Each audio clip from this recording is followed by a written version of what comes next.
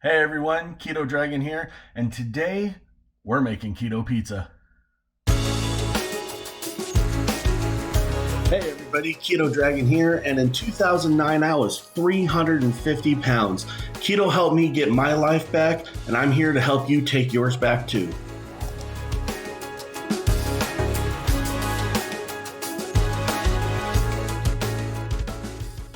Hey everyone, welcome back. Thank you so much for joining me. Today we're going over how to make keto pizza. Why is this so important? Well, I've been on keto for over a year and a half now. And the number one thing that I hear from people when I'm talking to them about keto is there's no way I could give up all my favorite foods. Well, that really got me thinking quite a while ago. Pizza is my number one favorite food, right? But how do you get pizza without either going with a cauliflower crust, which, let's face it, that doesn't even sound good, or just cheating on your diet or just foregoing your diet altogether? Well, I found a way. You could do many searches on the internet for this. It's called Fathead Pizza Crust. There's not even really a link that I could give you because there's so many of them. But we're going to go ahead and go through this together. This is the first time I am making it myself. I have had it many times. It is absolutely delicious, but we're definitely going on an adventure together to see if I could actually pull it all together here. Okay, let's go ahead and get started. Okay, so the first thing that you want to do is start your prep work. Okay, preheating the oven. In this particular case, we need it preheated to 425 degrees, and I am lucky enough to have one of these babies. This is a pizza stone. This needs to be preheated also. Don't worry though, if you don't have a pizza stone, you could use a pan, you could use whatever it is that you need. You're just going to need to make sure you have parchment paper also, so you can put parchment paper over the top. With this guy here, I'm just going to go ahead and spray it down with cooking oil, and everything should be okay. I guess we'll find out at the end. Okay, so to start this off, what we have to do is we melt the cheeses together. I am going to have a link to the actual recipe and the website that I got it. I want to make sure I give credit where credit is due, but we're just going to go ahead and go through everything here. You can follow along with me. Just get the recipe first. You might have to do some shopping if you don't have these ingredients already in your kitchen. Okay, so first we're going to melt the cheeses together. That is cream cheese, 2 tablespoons of cream cheese, and a cup and a half of mozzarella cheese. Already sounds delicious, doesn't it? All right, so we're going to do that, right? Going to get the second one here. You don't want too much. It is important to keep as close to this as you can. All right, get this last little bits. I'm the only one eating this, so the fact that I've got my fingers all up in it ain't really too much of an issue. You may want to use a spatula or some kind of other scraping device if you're making this for other people. But again, I'm eating the whole thing myself. So we got the cream cheese in the bowl. Now we're going to go ahead and use or put the mozzarella in here. And we're just going to dump and dump, and there we go. So that is, again, 1.5 cups of mozzarella cheese. I am using shredded mozzarella cheese. It's just going to melt easier, and it's going to be easier to incorporate everything. And then 2 tablespoons of cream cheese.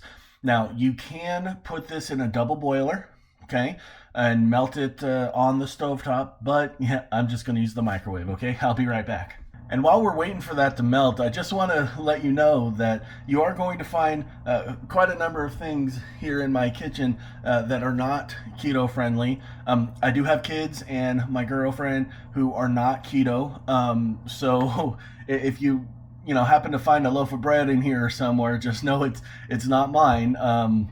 But yeah, I do have other people that I feed in here. All right, so we just got done melting it.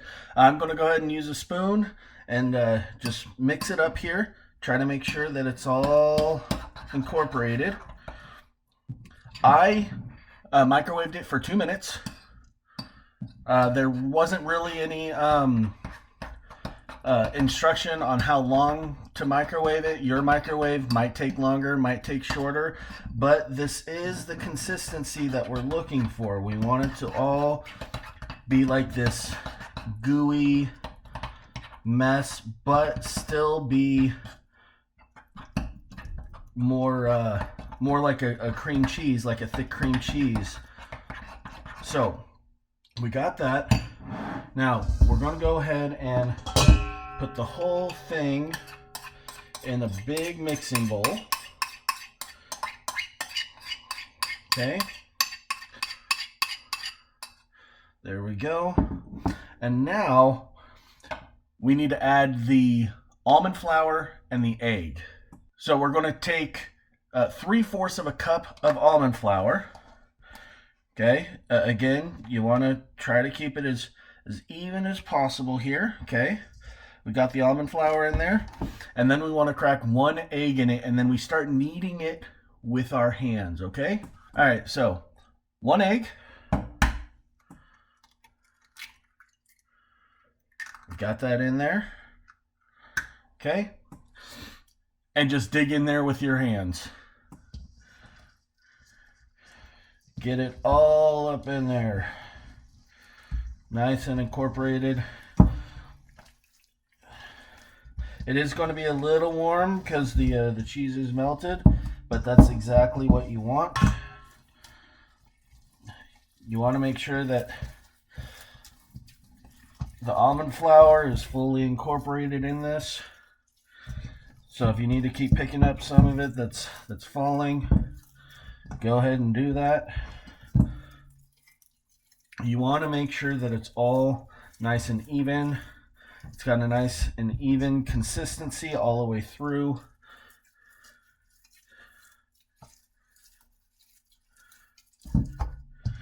And it'll be pretty close to this. I think I'm going to keep kneading it for just a little bit longer here. But yeah, this is looking pretty good. All right, just make sure you're taking everything out from between your fingers. And it looks good. All right, so I still got some stuff left in the bowl. All right, fold it over, fold it over, fold it over. All right, there we go. All right.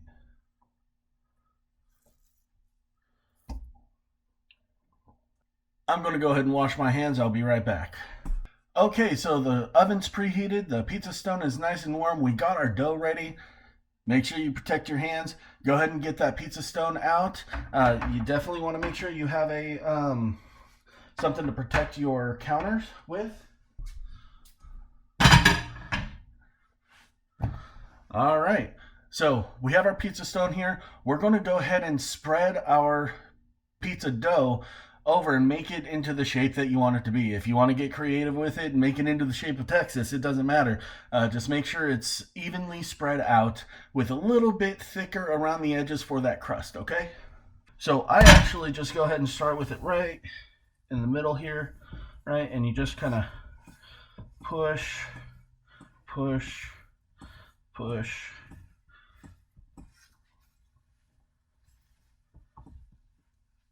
Where it starts separating, you can just go ahead and like bring it back together here, right? Make sure the edge is nice here, right? And this does make pretty much like a personal pan pizza. Nothing too huge, right? And what you're going to want to do is make sure you have toothpicks, okay? And you want to, or a fork will work too. A fork will work just fine.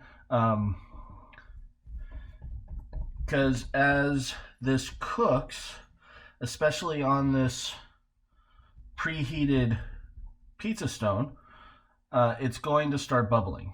Okay, so that looks really good. Yeah, we're we're going to stick with this right here, okay? So now we are going to put this in the oven for 6 minutes.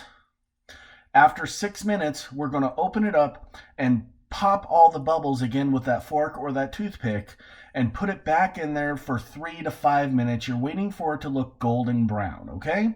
So I'm going to throw that in the oven real quick. I'll be right back.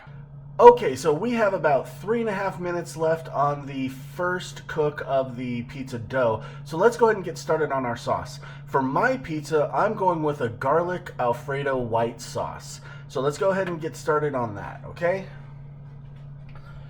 So the first thing that we're going to do, let's go ahead and turn on the oven here. We're going to go ahead and add some heavy whipping cream. Heavy whipping cream is a great fat source for anything that you're really making that needs to be creamy or that you just want to drink. So we're going to put just a little bit, enough to cover the bottom here. I don't have an actual recipe for this. It's going to be to taste. It's going to be for you to kind of play around with. So we're going to take a whisk. We just have the heavy whipping cream in here for now. And I'm just going to go ahead and go with some basic garlic powder. Now I like my garlic. I like the flavor of garlic, I like the texture of garlic, and garlic has some amazing health benefits. Loads of vitamin C, more than an orange if you could believe it, and it just tastes good. So let's get that all incorporated. Let's turn this down a little bit.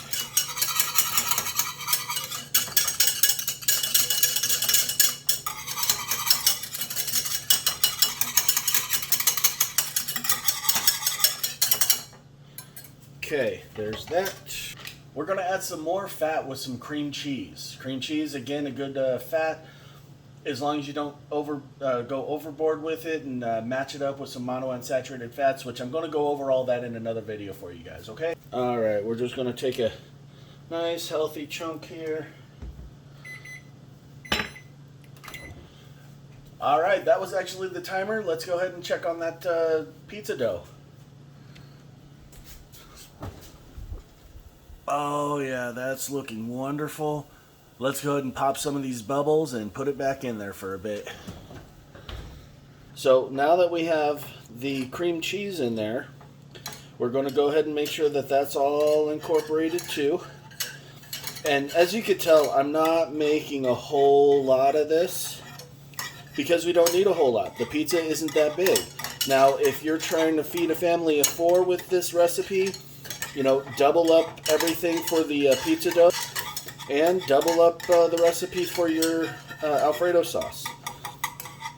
So if you don't want to do a white pizza, you could also get marinara sauce that has no sugar added.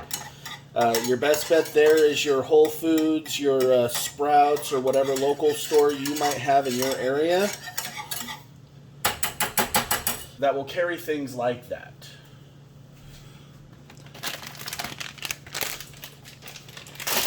So now that we have our sauce nice and thick here, we want to wait for it to get a little bit more bubbly. Bubbly is good. Bubbly means it's going to melt the cheese. So this is the really important part of making any type of cheese sauce.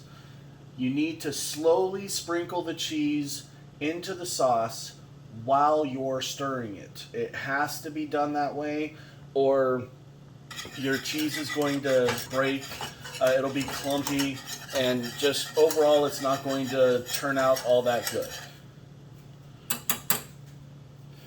So I am actually going to add just a little bit more heavy whipping cream to this to thin it out a little bit because I don't want it too thick after I add the cheese.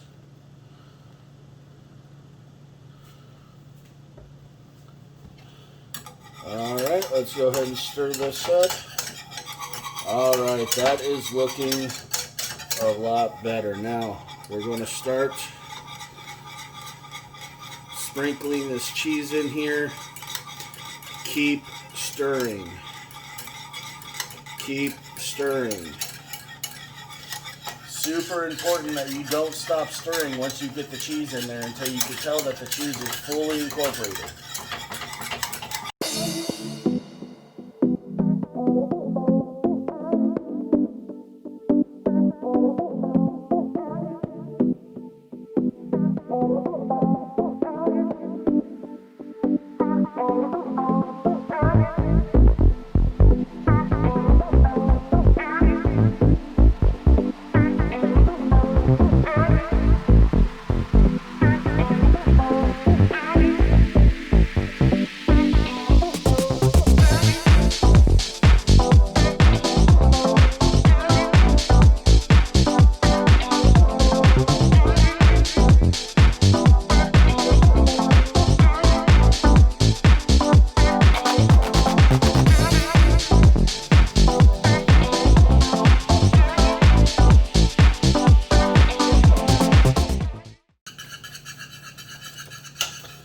Alright, it looks like our sauce is finally done, so we're going to go ahead and get everything together to start building our pizza.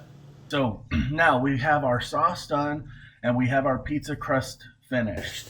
So I went ahead and put the sauce over the pizza crust just so you could get an idea of probably the best ratio that you could do. You could obviously add more or less if you want.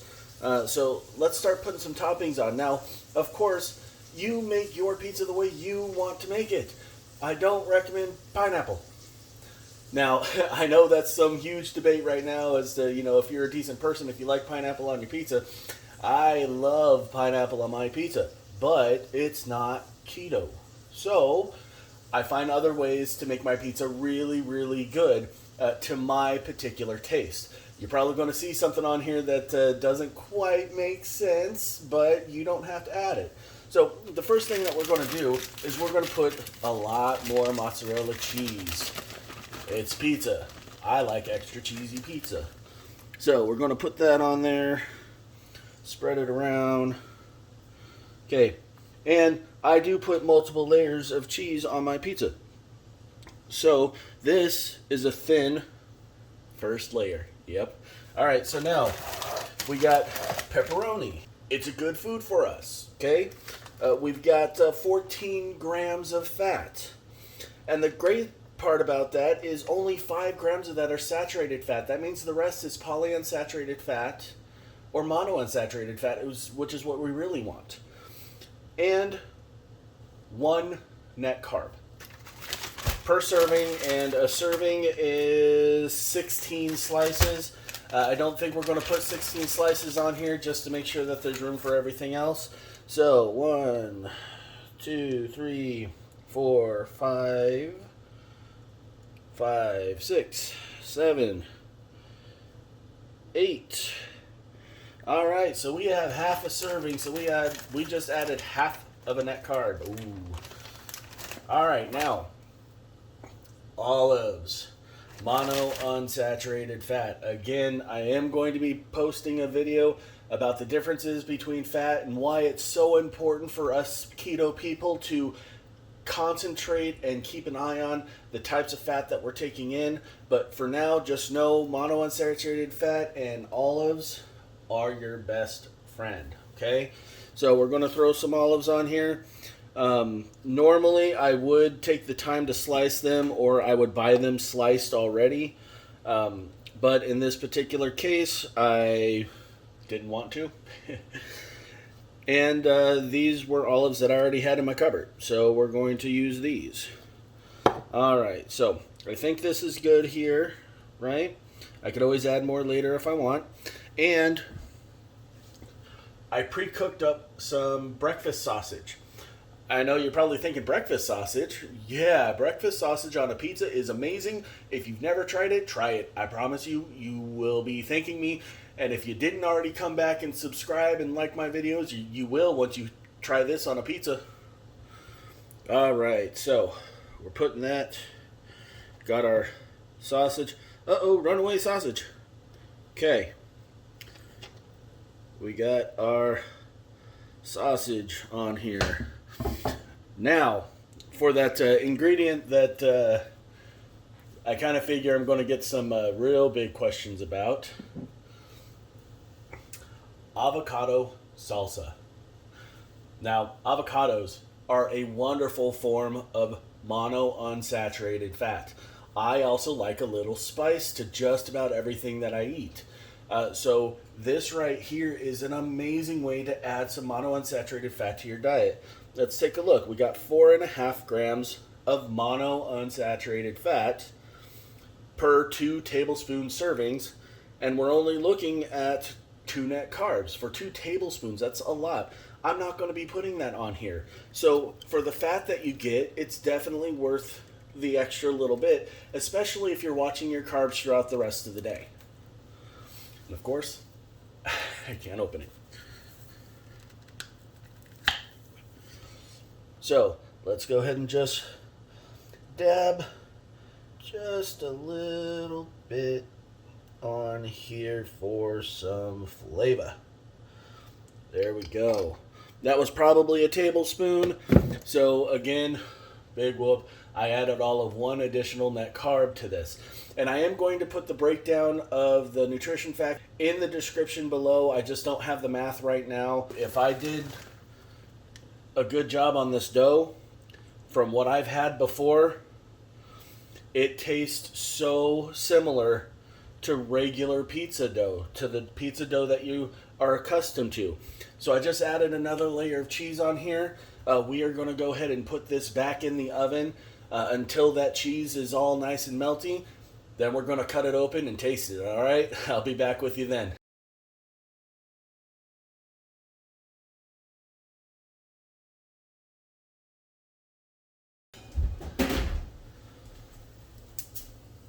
Oh, yeah.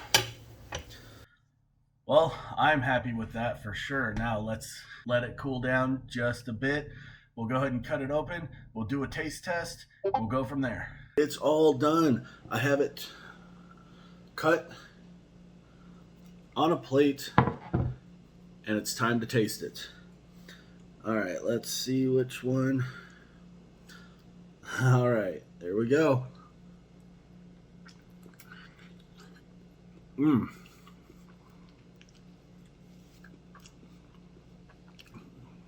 Yep. That's what I've been missing. That's what I miss when I'm on keto a lot. This right here. And completely keto. And until next time, keto on.